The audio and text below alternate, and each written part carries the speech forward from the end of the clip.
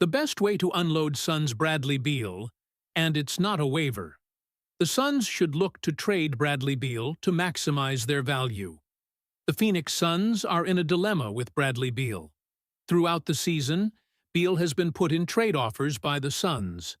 Although he has his no-trade clause, it seems that the team is pushing every way for him to leave. They smelled the blood of the big three of Beal, Kevin Durant, and Devin Booker not working in the water.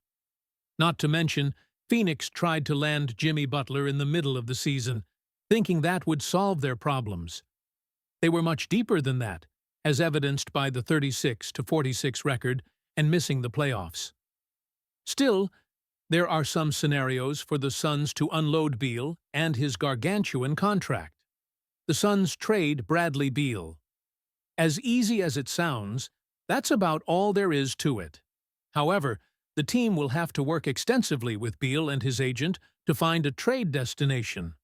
After all, he's making north of $50 million and has his no-trade clause in full effect. He can simply say no to whatever decision the team wants to make. If he does that, he'll retain his salary and be on the team anyway. When the end of the season approached, though, there were some interesting remarks Beal made about not making the playoffs and about owner Matt Ishbia. Before referencing him, Beal also touched on his contract situation. "Same way I have all year. It doesn't bother me," Beal said.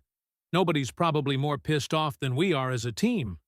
But we know Matt Ishbia is going to demand some changes, so we just gotta be ready to hear what he wants to do." Ishbia made it clear during Phoenix's end-of-season availability that changes were on the way.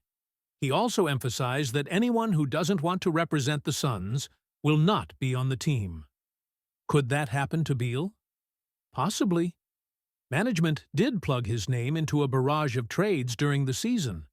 There might have to be a boiling point sometime soon. However, Beal's agent, Mark Bartelstein, is the father of Suns CEO Josh Bartelstein. That alone adds another dynamic to a possible trade. How would the Suns trade Bradley Beal? Considering he has that no-trade clause, it makes matters worse. With Durant likely out of Phoenix, the team might want to retool solely around Booker. That leaves Beal as the odd man out. Still, that pesky no-trade clause isn't doing the Suns any favors, while it's helping Beal a ton. Simultaneously, it's important to play for a team that wants you. The fan base has made their displeasure with Beal known to a significant degree. Injuries, as well as some cringeworthy moments, have tarnished his reputation in fans' eyes. Either way, the team and Beal would work together to narrow down a list of teams he would like to go to. Since the Suns are in the second tax apron, they aren't able to aggregate contracts in a trade.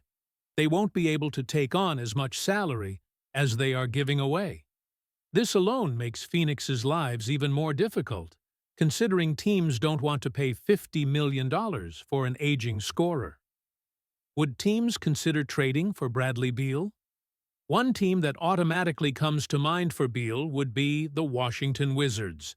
It's a familiar environment, with new management that has the Wizards trending in the right direction. Plenty of the young players have shown major promise. Bub Carrington, Bilal Coulibaly, as well as Alex Sarr have been essential for them. Not to mention, Jordan Poole is likely the team's franchise cornerstone.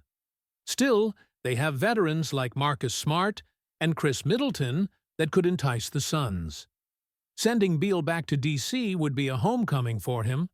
Plus, it could allow him to excel at what he does best: scoring.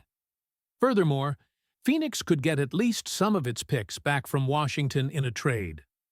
Also, those veterans like Smart and Middleton could be included for a team that's trying to win now. Although a straight waiver could help, trying to get some value for Beal would be the best-case scenario for the franchise.